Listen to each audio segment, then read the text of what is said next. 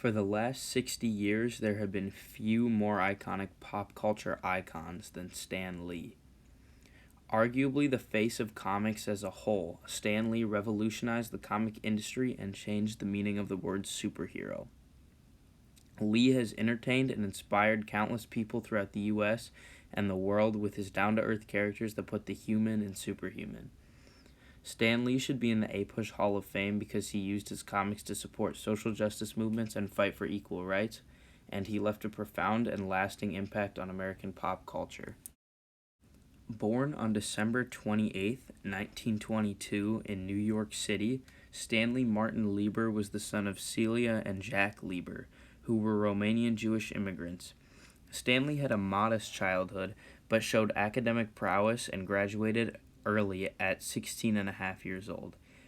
Even from a young age, Stanley was a very talented writer and had a dream to write the great American novel. In 1939, shortly after graduating, Stanley began working as an assistant at Timely Comics with the help of his uncle. Stanley made his comic debut with the text filler Captain America Foils the Traitor's Revenge in Captain America Comics number 3, cover dated May 1941, under the pen name Stan Lee, which years later he would adopt as his legal name. He chose to use the pen name because comics had a low social status at the time, so Stan Lee didn't want to taint his name before he wrote the great American novel. Stan's first superhero co-creation was The Destroyer in Mystic Comics number 6, August 1941. During this time, known as the Golden Age of comic books, he also co-created Jack Frost, who debuted in USA Comics number 1, August 1941, and Father Time, debuting in Captain America Comics number 6, August 1941. In early 1942, Lee joined the United States Army and served as a member of the Signal Corps, who repaired telegraph poles and other communications equipment. Later, he was transferred to the Training Film Division, where he wrote manuals, training films, slogans, and cartoons. According to Lee, his military classification was playwright, and he was one of only 9 men in the U.S. Army to be given the title.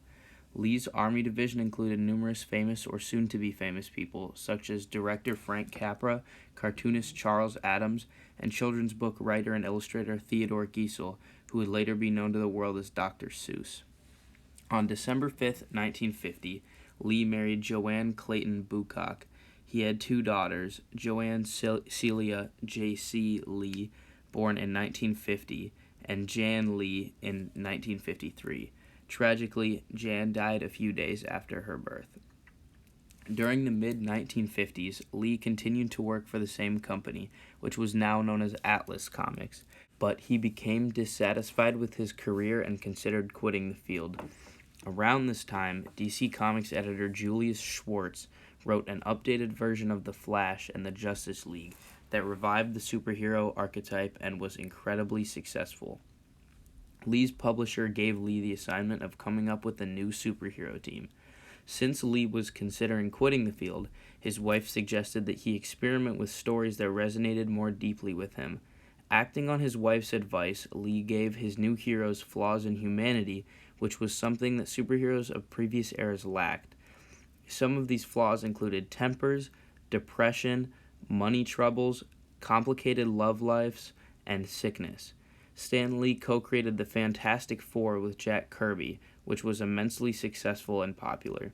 This led the company, now named Marvel Comics, to instruct Lee to churn out new heroes with this new writing style, such as the Hulk, Thor, Iron Man, and the X-Men with Kirby, Daredevil with Bill Everett, and Doctor Strange and Spider-Man with Steve Ditko.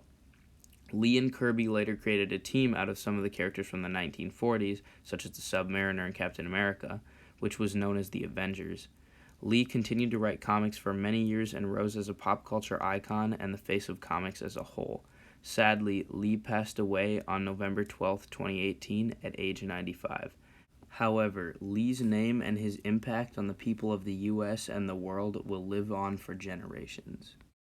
Stan Lee used his platform as an influential writer to help fight against hate throughout his career. A great example of this is the creation of the X-Men. The X-Men are a team of superpowered individuals known as the mutants, who protect humans from other evil mutants. However, the humans that the X-Men protect hate and fear mutants as a whole. The creation of the X-Men was an analogy to racism and was used to help support the civil rights movement by teaching children and young people about the dangers of hatred and bigotry. Inclusiveness, equality, justice, and love were all staples of Lee's writing, and his stories were written with real-world implications and consequences that attempted to educate people on how to stand against hate.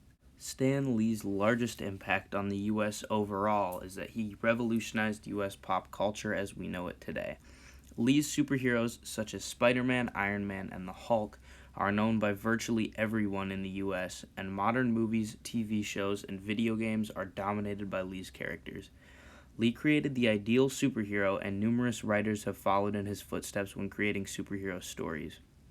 Stan Lee created and influenced countless stories that have entertained and inspired so many people today, and has taught people that it's okay to have problems and flaws, and that injustice should never be tolerated. Stan Lee's impact on recent U.S. history cannot be overstated, and he belongs in the APUSH Hall of Fame because of his great achievements and lasting impact. Vote Stan Lee for APUSH Hall of Fame.